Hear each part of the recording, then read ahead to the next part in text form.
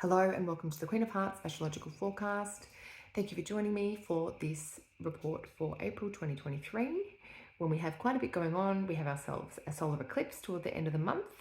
The month is starting off with Mercury, the planet of communication and dialogue, learning, and our interpersonal dynamics with other people. It's moving into the sign of Taurus, where it will station retrograde later in the month. We also have a full moon in Libra, which is happening very soon after. We've got quite a bit of relational stuff going on too. Venus is going to make several contacts with outer planets, and that's going to add a little bit of an intensification to our relationships. Plus, she's going to move into Gemini, which is not the usual place where we find intensification in relationships. So it's going to be a little different. Let me take you from the top. So, first off, Mercury will change signs on the 4th of April, and it's going to move into fixed earth. Okay, it's leaving this fiery territory of Aries where it's been. Okay, so our communications, our minds have been generating fresh creative ideas. Now, hopefully, we can take those and start to plant them in the real world. Now, this is the application in Taurus.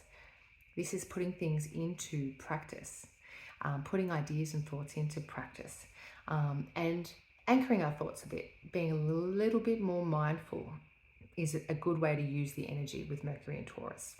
Now, remember, whatever it is that we are creating, this is going to go through a revision process toward the end of the month on the 21st when Mercury stations retrograde. So be open to flexibility, be open to change, because it's going to happen whether you like it or not, especially because Mercury is going to retrograde conjunct Uranus. So there's going to be quite a bit of variation to the original vision. Okay, now on the 6th, we have a full moon in Libra. Now this is going to be really focused on relationships and healing in them, because it is going to be happening opposite Chiron. Now, remember, Libra is very much about the other person. Okay, it's about giving. It's about the relationship of two equals. But because it's represented by the scales, often we can see that things don't quite feel equal. So you might be confronted with this realization that perhaps a certain relationship is not equal, or you feel that the dynamic is off. So have a look at your chart, see the house where you find Libra, because this is the area where the action is happening for the full moon. Now, if, for example, Libra is ruling the 10th house, that could indicate that business relationships are coming up to be put under the spotlight, okay, to see how we can sort of rebalance and find greater healing in them. If it's coming up in the 1st house, say you have Libra rising, this could be highlighting your relationship with yourself. If you have it happening in the 7th house, then that is likely to be more of the interpersonal romantic relationships coming up. So you can see how it depends on the birth chart as to where the activity is happening. Now, if you don't know and you want to go deep, you just need to reach out to me for a private session. You can do so by sending me a personal message or by contacting me via the website, which is queenofheartsastrology.com. Now, that full moon is definitely highlighting relationships, okay? We've got Venus as well, who is our universal significator of relationships. She's moving out of Taurus, where she's really happy. She's in her sensual home.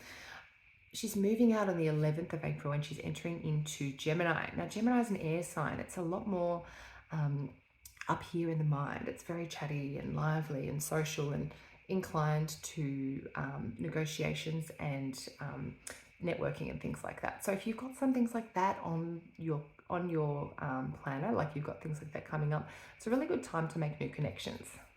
And these connections could be really deep and transformational, because Venus is going to come up and it's going to trine Pluto as soon as it ingresses into Gemini. So what you thought might just be that casual thing or just that light contact could actually go quite deep. So keep an eye out for that. That's happening on the 11th of April. Now, there will also be a bit of a test to relationships that's coming on the 15th of April when Venus squares Saturn. Now, this is often about learning the lesson, okay? If you've maybe been repeating the same patterns, you could face up to what might feel like a bit of a cold hard fact. You know, you might feel a little bit, left out, or you might feel a bit isolated from your partner, but maybe there's something that needs to be learned here. Usually when we have squares to Saturn, it's to take us to a greater level of maturity either in ourselves or in our relationships. And when things aren't flexible, if it's all on one person's side, then maybe, something needs to change. And often that's what squares are all about, facilitating change through tension. So just be open to the lessons that will come around the 15th of April and what you can learn, even if it feels a little bit tricky at the time. Now, remember too, it's not going to affect everybody the same. If you've got planets here, I'm just looking here, this is happening in mutable signs in the early degrees. So if you've got planets in mutable signs, okay, so that's Sagittarius, Virgo, Gemini, and Pisces, then you are more likely to sort of see this happening in your relationships. Okay, so keep your mind on that. Now, the other thing to say is that we will have, of course, the sun moving into Taurus. That will be Taurus season, which I always really enjoy. I find I cook more and I spend more time relaxing than the rest of the year.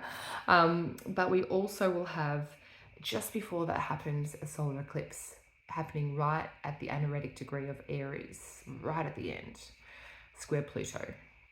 Super intense. So pay attention if you have any planets in the late degrees of cardinal signs, okay, because this is a point to be remembered and referred back to, because the effects of these eclipses are lasting for months. They're not just a one-off event. Okay, so it's especially relatable if you have late degrees of cardinal signs in your birth chart. Now that means the signs of Aries, Libra, Capricorn, and Cancer. So eclipses are very interesting. Solar eclipses especially have been kind of throughout history sort of feared by people. I remember I once celebrated an eclipse like at a party in Oregon, which was awesome. But I was reminded by one of my teachers recently that in the ancient times they would build eclipse chambers to hide from the sun or the lack of sun, the obstruction. Now remember that the sun is associated with knowledge and light and inspiration and all of these things. And so throughout history, when the sun is obstructed, sometimes, there can be a bit of a blind spot, or it can have a sort of negative connotation. So always be cautious around these times, especially if you have any personal planets or your ascendant toward the late degrees of cardinal signs. So that is all I want to say for now. Remember, Mercury will be retrograde all through, from the 21st of April through May, especially toward the mid to late part of May if you allow for the shadow period of that.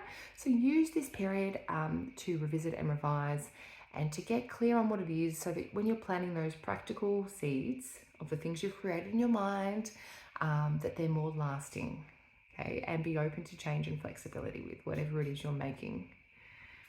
Thank you for listening, and I'll see you next month.